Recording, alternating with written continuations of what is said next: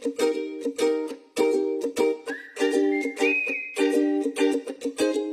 good morning guys. So, dito tayo ngayon sa ating garden para linisan itong aquaponics natin. So, medyo madumi siya. Kailangan natin siyang palitan ng tubig. So, binuksan ko na yung drain niya para mabawasan yung tubig. So, ngayon, dahil nag-ano na rin tayo, nag-drain, mag-harvest na rin tayo ng ilang piraso. Hindi pa natin mag-harvest ating tilapia.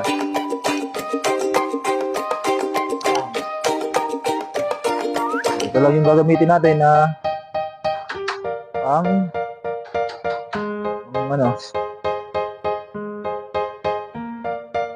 kuha. Natin kung makakahulo tayo. Ako langanin. Okay,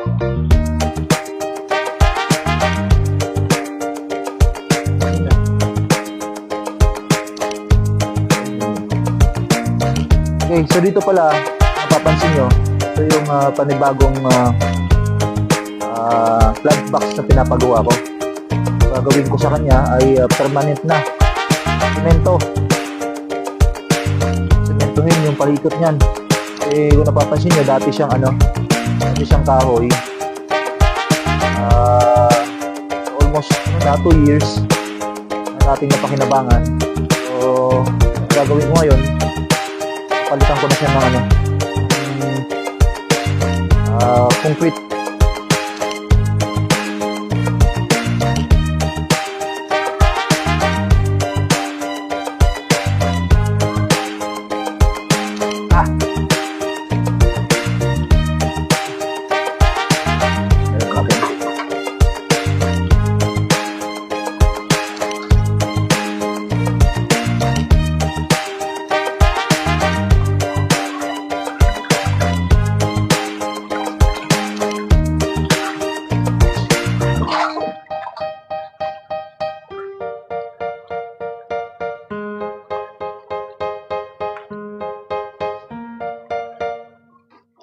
Yun o. 1-0.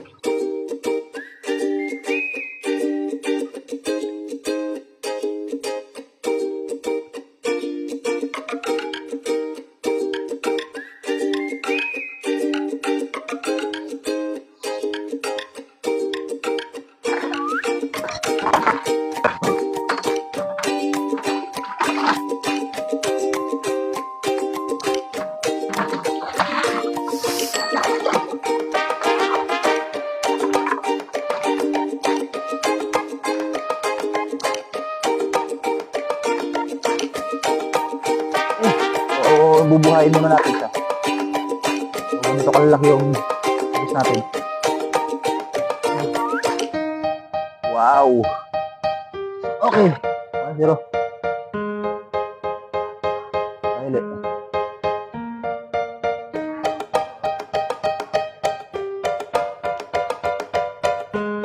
Piliin natin yung malalaki.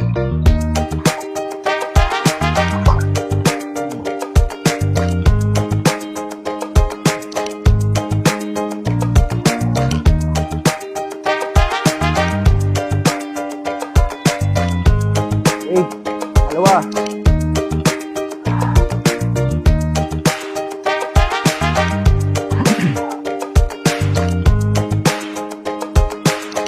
Puro ko mga 4 na piraso lang.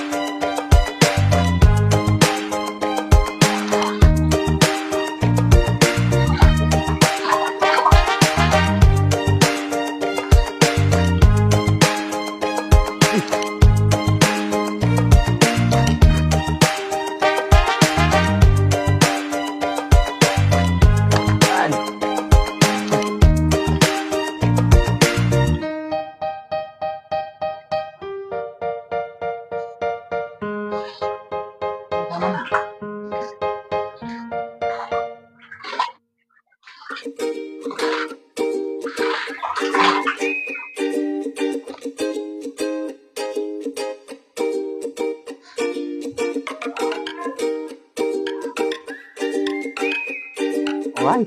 Ayun, oh.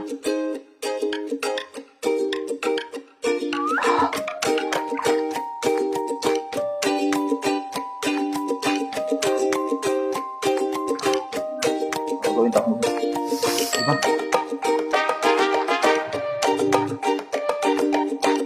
Isa pa.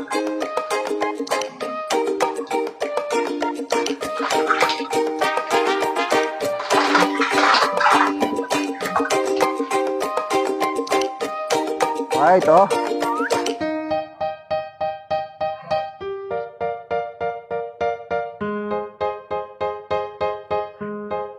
Alright, 5. Okay, lagyan natin ng tubig.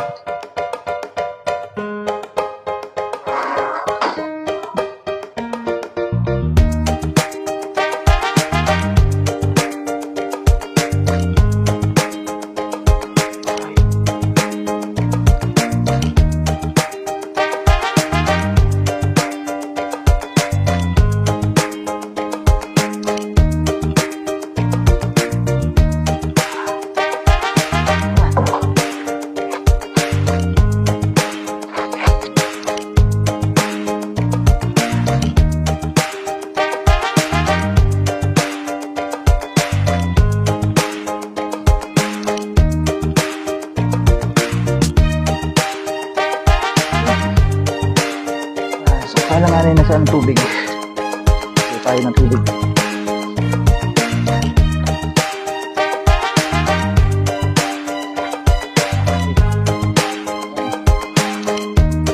So, pakita ko sa inyo kung gaano siya kalaki.